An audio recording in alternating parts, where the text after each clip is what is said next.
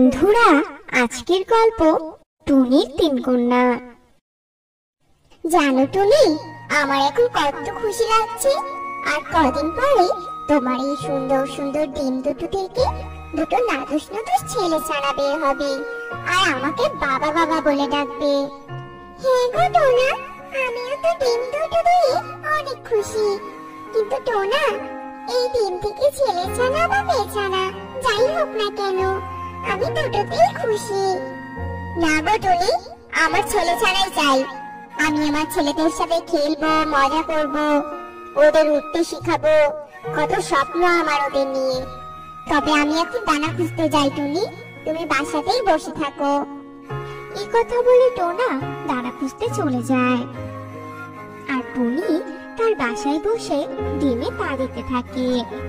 টোনা আমার কথা একেবারেই বুঝতে পারে না, সারাদিন শুধু একই কথা বলে, ছেলে হবে ছেলে হবে। টুনি ডিম ফুটে সুন্দর সুন্দর দুটি মেয়ে ছানা বের হয়, যা দেখে টুনি অনেক খুশি থাকলেও টোনা মেয়ে ছানা দেখে অনেক রেগে যায়। নাকি টুনি, আমি কত আশা করেছিলাম যে ছেলে ছানা হবে, আর এখন তো দেখছি দুটোই মেয়ে ছানা হয়েছে। মেয়ে ছানা আমার মোটেও পছন্দ না, ছেলে হলে আমার সংসারের হালটা ধরতো। কিন্তু এরা তো মেয়ে, এদেরকে আমি কি করবো বলো তো? টোনা, তুমি কি বলছো এসব বলো তো? তুমি নিজের বাবা হয়ে এমন কথা বলতে পারছো? যাও, এখন আর কথা না বাড়িয়ে দানা খুঁজানো তো, আমার যে অনেক খিদে পেয়েছে।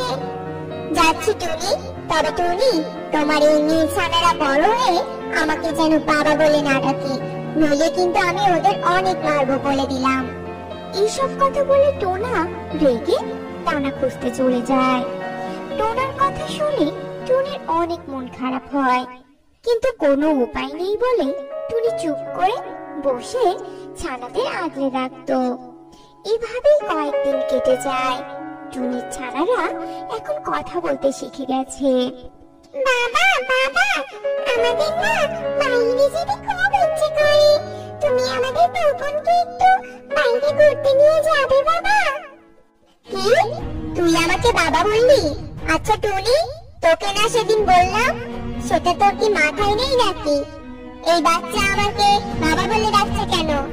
প্রথমবার দেখে তোর ছানাকে আমি কিছু বললাম না, বুঝেছিস?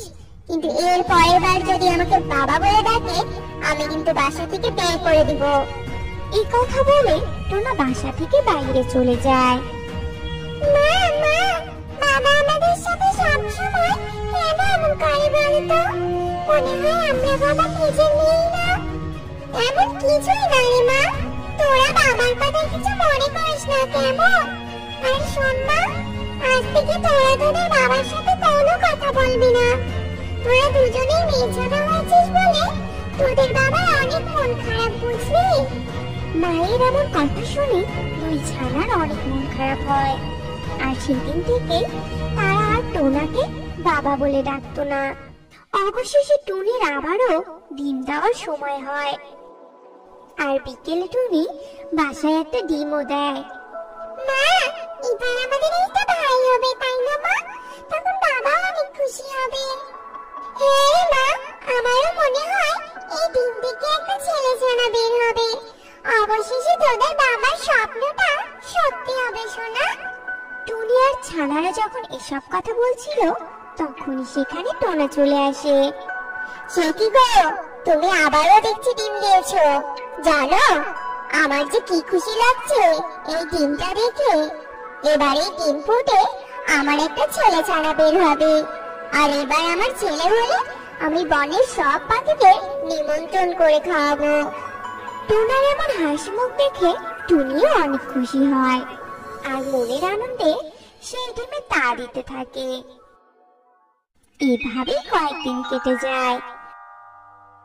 অবশেষে টুনির এই ডিমটা থেকেও একটা মেয়ে ছানা বের হয়। টুনি, আমি ভেবেছিলাম তোমার এই ডিম ফুটে ছেলে ছানা হবে, কিন্তু আবারও তুই কিনা মেয়ে জন্ম দিলি। আমি তোর এই তিন মেয়ের মুখ কিছুতেই দেখতে চাই না, তাই বলছি তুই এক্ষুনি এই শয়তান তিন ছানাকে নিয়ে আমার বাড়ি থেকে বের হয়ে যা। না টোনা, তুমি আমাকে বাসা থেকে তাড়িয়ে দিও না, আমি এখন এই তিন ছানাকে নিয়ে কোথায় যাবো বলো তো? এভাবে টুনি অনেক কাকুতি মিনতি করলেও টোনা তার কোনো কথাই শোনে না। তখন টুনি তার তিন কন্যাকে নিয়ে বাসা থেকে বেরিয়ে যায় আর একটা বড় গাছে বাসা বানায় আর সেখানেই থাকতে শুরু করে। এভাবে বেশ কয়েক মাস কেটে যায়। এদিকে একদিন টোনা দানা খুঁজতে যাচ্ছিল। হঠাৎই তার মাথায় একটা গাছের ডাল ভেঙে পড়ে আর টোনা ভীষণ আঘাত পেয়ে মাটিতে পড়ে যায় আর সাহায্যের জন্য অনেক কাঁদতে থাকে।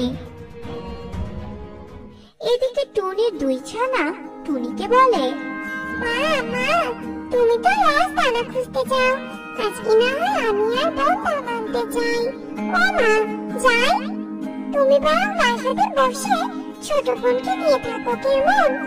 ঠিক আছে মা, যা, তবে তাড়াতাড়ি বাসায় ফিরে আসবি, বলে দিলাম। এরপর দুই ছানা খুশি মনে দানা আনতে চলে যায় আর পথেই টোনাকে তারা আহত অবস্থায় দেখতে পায়। কিন্তু অনেক ছোটতে বাবার কাছ থেকে চলে আসায় তারা টোনাকে চিনতে পারে না। তখন তারা কিছু জড়িবুটি এনে টোনার মাথায় লাগিয়ে দেয় আর টোনাও একটু সুস্থ হয়ে যায়।